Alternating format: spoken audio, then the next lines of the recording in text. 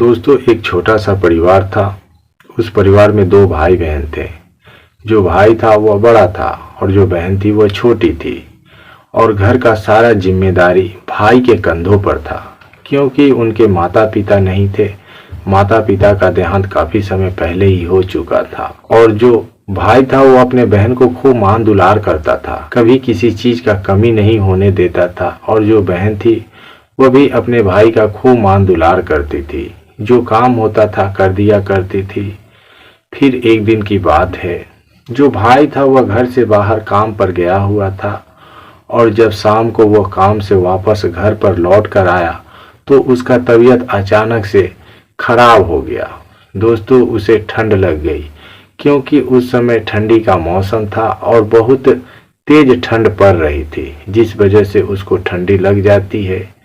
तो जो बहन थी वह अपने भाई के लिए एक पुराना कंबल लेकर उसे कमरे में ओढ़ाने के लिए जाती है। और दोस्तों जब ओढ़ाने के लिए जाती है तो उसे देखकर उसका भाई का नियत बिगड़ जाता है। और दोस्तों वह कहता है कि बहन इस कंबल से कुछ नहीं होगा, मुझे तो वो चाहिए, यदि तुम मुझे वो दे दोगी तो मैं बिल्कुल ठीक हो जाऊंगा। उसके बाद दोस्तों जो बहन थी वह क्या करती है, यदि आप लोगों को इस कहानी के पूरे घटनाक्रम के विषय में जानना हो तो आप लोग मेरे साथ बने रहिएगा वीडियो के अंत तक, क्योंकि दोस्तों आज की कहानी बहुत ही रोचक और ज्ञानवर्धक होने वाली है। इस कहानी से आप लोगों को बहुत कुछ सीखने और समझने को भी मिलेगा। तो दोस्तों यदि यह कहानी आप लोगों को पसंद आए तो प्लीज़ लाइक कर दीजिएगा। यदि चैनल पर नए हो तो चैनल को सब्सक्राइब कर लीजिएगा, ताकि मेरा हौसला बढ़ता रहे और मेरा आने वाला नए नए वीडियो आपको मिलता रहे डंके की चोट पे। तो दोस्तों आइए बिना देरी किए स्टार्ट करते हैं। प्रणाम, नमस्कार। तो दोस्तों रोज शाम को मैं 8:30 बजे आप लोगों के लिए इसी तरह का सुनी अनसुनी कहानी लेकर आता रहता हूँ। दोस्तों आज भी मैं एक ऐसी ही कहानी लेकर आया हूँ। एक छोटा सा परिवार था। उस परिवार में केवल दो भाई बहन ही थे। जो भाई था वह बड़ा था और जो उसका बहन थी वो छोटी थी। जो भाई था उसका नाम सूरज था और जो बहन थी उसकी नाम पूनम था। पूनम बेहद ही खूबसूरत थी और शादी करने के लायक हो चुकी थी। और जो सूरज था वह भी शादी करने के लायक हो चुका था, लेकिन उनके पास गरीबी इतनी थी कि वे लोग अपना शादी कर नहीं पा रहे थे। दोस्तों जो सूरज था वह पेंटिंग करने का काम करता था, लोगों के घर जाता था और उनका घर पेंट करता था। बदले में उसे 350 रुपया प्रतिदिन मिल जाया करते थे और उन्हीं पैसे से वह अपना और अपनी बहन पूनम की खर्चा उठाता था। जो पूनम थी वह अभी अपना इंटर का पढ़ाई पूरा कर रही थी और प्रतिदिन वह कॉलेज पढ़ने के लिए जाती थी। और जो सूरज था वह अपनी बहन पूनम को खूब मान दुलार करता था, किसी चीज़ का कमी नहीं होने देता था। और जो पूनम थी वह भी अपने भाई सूरज को खूब मान दुलार करती थी। दोनों भाई बहन दोस्त के तरह एक ही घर में रहते थे और घर का सारा जिम्मेदारी सूरज के कंधों पर था, क्योंकि उनके माता पिता नहीं थे। माता पिता का देहांत काफी समय पहले ही हो चुका था। और जो पूनम थी वह सूरज की सगी बहन नहीं थी, क्योंकि जो सूरज का पिता था वह उसे गोद लिया था और तब से पूनम सूरज के साथ ही रह रही थी। लेकिन दोस्तों सगे न होते हुए भी उन दोनों के बीच बहुत प्रेम था। दोनों एक दूसरे को छोड़कर कभी खाना नहीं खाते थे। जब खाते थे तो दोनों साथ में ही बैठकर खाते थे। यदि उनके बीच कोई गिला शिकवा होता था तो दोनों एक दूसरे से शेयर किया करते थे और कोई बात नहीं छुपाते थे। लेकिन जो सूरज था वह किरण को मन ही मन पसंद करता था, लेकिन दोस्तों कभी उजागर नहीं होने देता था जिससे पूनम को पता चल सके। फिर दोस्तों इसी तरह से एक दिन की बात है, जो सूरज था वह सुबह के समय में अपने घर से बगैर खाए ही काम पर चला जाता है। और जब शाम को काम से छुट्टी होता है तो वह घर पर आता है। दोस्तों जब घर पर आता है तो एकाएक अचानक से उसका तबीयत खराब हो जाता है, क्योंकि दोस्तों उस समय ठंडी का मौसम था और ठंडी काफ़ी तेज पड़ रही थी, जिस वजह से उसे ठंडी लग जाती है। उसके बाद जब पूनम अपने भाई सूरज की यह हालात देखती है तो वह काफ़ी चिंतित हो जाती है और घबरा भी जाती है। फिर दोस्तों वह अपने कमरे में जाती है और अपने माँ के संदूक से एक फटी पुरानी कंबल निकालकर अपने भाई सूरज के कमरे में आती है उसे ओढ़ाने के लिए, चूँकि उसे ठंड लग चुकी थी तो सोचती है कि इसे यदि कंबल ओढ़ा दिया जाएगा तो इसके शरीर में गर्मी आएगी जिससे यह ठीक हो जाएगा, क्योंकि उनके पास डॉक्टर से दिखाने के लिए पैसे भी नहीं थे। उसके बाद जब पूनम वह फटी पुरानी कंबल लेकर अपने भाई सूरज के कमरे में जाती है तो जो सूरज था वह पूनम को देखते ही उसका मन बदल जाता है और कहता है कि अरे पूनम, इस कंबल से मेरा कुछ नहीं होगा, यदि तुम इस कंबल में चली आओगी तो शायद मैं ठीक हो जाऊंगा। उसके बाद दोस्तों जब पूनम सूरज की इतना बात सुनती है तो थोड़ी देर के लिए सोचने लगती है कि आज तक जो भाई मुझसे कुछ नहीं मांगा, कुछ नहीं बोला, लेकिन जब आज उसका तबीयत अचानक से खराब हो चुका है तो लगता है शायद उसको मेरी ज़रूरत है।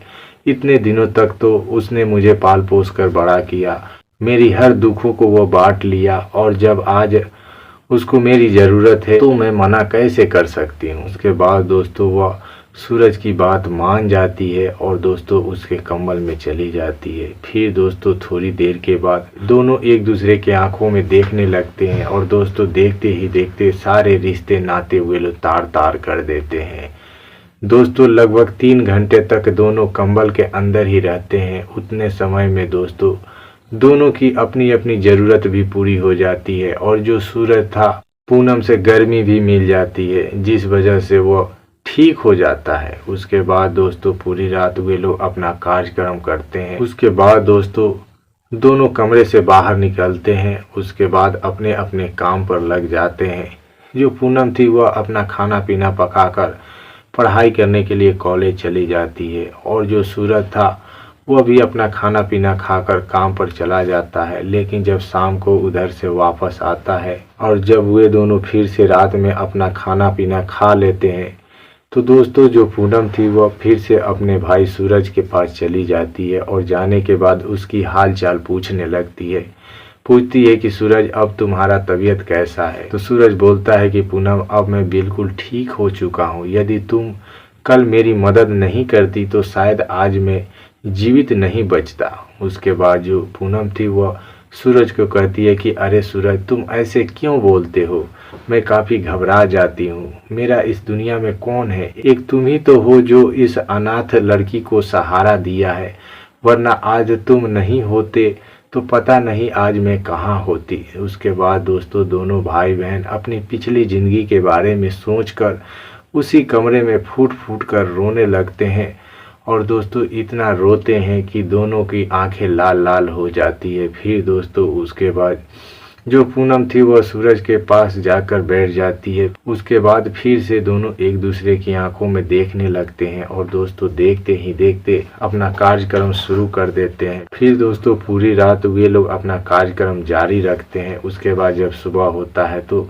दोनों अपने अपने काम पर चले जाते हैं। इसी तरह से दोस्तों अब सूरज और पूनम को रोज का आदत बन गया था। जब भी वे दोनों अपने अपने काम से वापस घर आते थे और जब अपना खाना पीना खा लेते थे तो एक ही कमरे में चले जाते थे और दोस्तों अपना कार्यक्रम शुरू कर देते थे।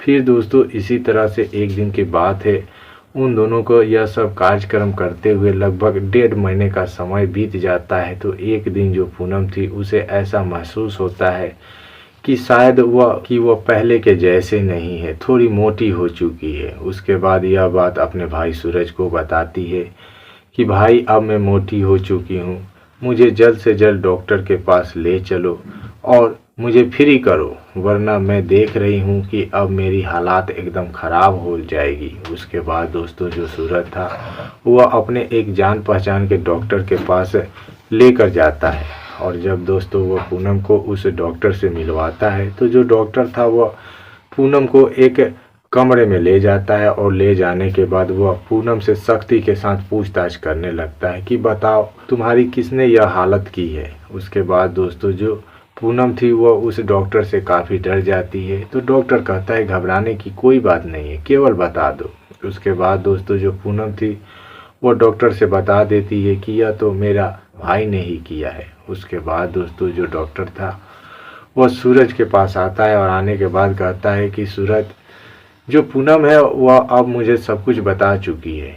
मैं मानता हूँ कि जो पूनम है वह तुम्हारा सगी बहन नहीं है, लेकिन बहन जैसी है, तुम लोग साथ में ही खेल कूद कर बड़े हुए हो, और जब पूनम की ऐसी स्थिति हो गई है तो हालात को सुधारने का एक यही इलाज नहीं है, तुम इसके साथ शादी करके भी रह सकते हो। फिर दोस्तों जो सूरज था उसे डॉक्टर की बात समझ आती है, तो सोचता है कि जो डॉक्टर बोल रहा है शायद ठीक ही बोल रहा है, इस दुनिया में प्रेम से बढ़कर कुछ नहीं है। फिर दोस्तों वह पूनम को एक मंदिर में लेकर जाता है, और ले जाने के बाद दोस्तों वह पूनम को फूलों का माला पहनाकर भगवान को साक्षी मानकर उसे अपना पत्नी बना लेता है। उसके बाद दोनों बहुत ही आराम से अपना खुशी जीवन बिताने लगते हैं। फिर दोस्तों 2-4 साल के बाद उन्हें 2 बाल बच्चे भी हो जाते हैं। तो दोस्तों आज की जो कहानी थी बस यहीं तक थी। आपको कैसी लगी कमेंट में अवश्य बताइएगा। और हाँ दोस्तों, इस कहानी को बनाने का मेरा उद्देश्य किसी के दिल को दुखाना या परेशान करना नहीं था दोस्तों। यह कहानी मैं लोगों को जागरूक और सचेत करने के लिए बनाया हूँ, ताकि लोग इस बात को समझें कि जो भाई बहन के रिश्ता होता है वह एक पवित्र रिश्ता होता है, और उसे कलंकित नहीं करना चाहिए। हर इंसान को अपने दायरे में रहना चाहिए। तो दोस्तों अब मुझे दीजिए इजाज़त, तब तक के लिए जय हिंद, जय भारत।